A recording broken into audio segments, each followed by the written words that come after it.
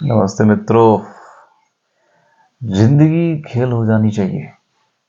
जिंदगी है ना, उसको खेल की तरह लेना है। जिंदगी को बहुत ज्यादा गंभीरता से नहीं लेना, क्योंकि आप जानते हैं जीवन पानी के एक बुलबुले की तरह है जो कभी भी खत्म हो जाएगा। तो जिंदगी को खेल के तरीके से जियो, उसको गंभीरता से मत जियो। और मैं ये भी कहता हूँ कि जो धार्मिक व्यक्ति है उसके लिए जिंदगी खेल है।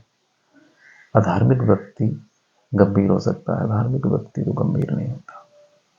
तो जिन्होंने भी ये सोच विकसित की है, या जो लोग भी ये सोचते हैं कि धार्मिक होने का मतलब है बहुत गंभीर हो जाना, वो ठीक से नहीं सोचते।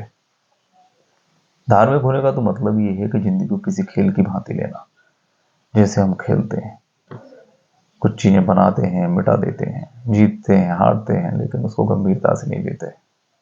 ऐसी धार्मिक व्यक्ति का जीवन है। तो अगर हमें एक नए समाज की स्थापना करनी है, कुछ नया अपने जीवन में लेके आना है और बाकी में हमें धार्मिक होना है, तो हमको जिंदगी को एक खेल की भांति लेना होगा। जिंदगी को एक लीला लीला जिसे हम कहते हैं ना, एक अच्छा शब्द है लीला। श्री कृष्ण लीला आपने सुना होगा। भगवान श्री कृष्ण ने जिंदगी को हमेशा एक लीला के भांति लिया, एक नाटक के भांति लिया है। उन्हें जिंदगी को गंभीरता से कभी नहीं लिया।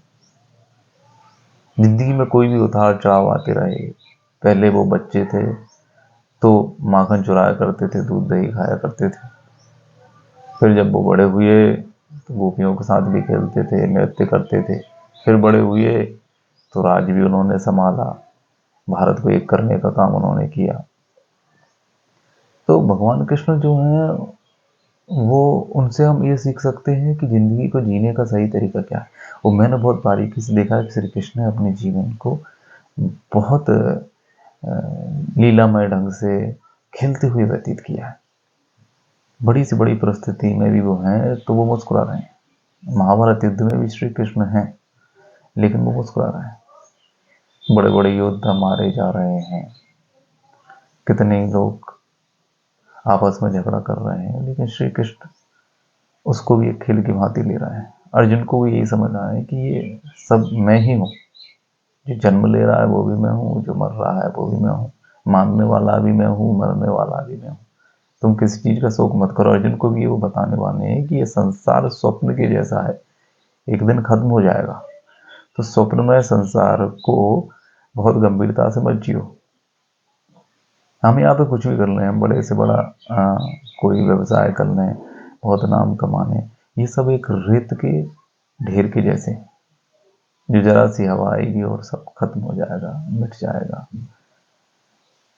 तो जिंदगी, जो लोग जिंदगी को लेकर गंभीर हैं, कुछ भी काम करने को लेकर गंभीर हैं, उनको ये जरूर सोच लेना चाहिए कि ये सब हमारे पास रहने वाला नहीं है। कुछ चले गए, कुछ हैं, कुछ आने वाले हैं। वो भी चले गए, हम भी जाएंगे, आने वाले भी चले जाएंगे। तो यहाँ हम जो भी कमाएंगे, यहाँ हम जो भी करेंगे, बड़े से बड़ा महल बना लें, बड़े से बड़ा कोई पद पा लें, बड़े से बड़ा सम्मान पा लें, वो सब खत्म हो जाएगा। इसलिए कैसी भी परिस्थिति हमारे जीवन में आ रही है, मान लीजिए कोई दुख आ गया, किसी ने बहुत हमें अपमानित कर दिया, तब भी गंभीर होने की जरूरत नहीं। और मान लीजिए कि हमने बहुत बड़ा पद पा लिया, बहुत सम्मान पा लिया, तब भी हमें बहुत ज्यादा उससे जुड़ने की आवश्यकता नहीं है, उसको हृदय से अंगीकार करने की आवश्यकता नहीं है, क्योंकि ना तो वो अपमान टिकने वाला है और ना ही वो सम्मान टिकने वाला है। तो आप जिंदगी को इस तरीके से जिए जैसे कि हम एक अभिनेता हैं, जैसे कि हम एक खिलाड़ी हैं, कि हम कुछ देर के लिए यहाँ हैं, हमें ये काम करना है, उसके बाद वापस चले जाना है। तो सनातन धर्म आपको यही सिखाता है, जीवन को खेलमय ढंग से जीजिए, जिंदगी को जीने का मजा लीजिए। जो भी आपके सामने आ रहा है, जो भी काम, उसको पूरी तन्मयता के साथ कीजिए और बगैर जुड़े हुए। परिणाम अच्छा है तो भी कोई समस्या नहीं, परिणाम बुरा है तो भी कोई बात नहीं। इसलिए भगवान श्री कृष्ण क्या कहते हैं? निष्काम कर्म योग, कर्म कर, फल की चिंता मत कर। फल, उनके कहने का मतलब ये है कि तुझे फल से नहीं जुड़ना है, तुझे तो जो काम मैंने दिया है वो काम कर। तू पृथ्वी पर आया है और तेरे सामने जो काम आ रहा है उस काम को कर। तुझे उसमें बहुत ज़्यादा इन्वॉल्व होने की ज़रूरत नहीं है। इसको करने से क्या अच्छा होगा, क्या बुरा होगा, ये होगा वो होगा, नहीं। तुझे तो सिर्फ उस कर्म को करना है, और हंसते हुए करना है, खेलते हुए करना है। भगवान पे भी लोगों ने कई टिप्पणियां उठाई ना, यार क्या कृष्ण चोर थे, कृष्ण रण छोड़ के भाग गए, कृष्ण गोपियों को छेड़ते थे।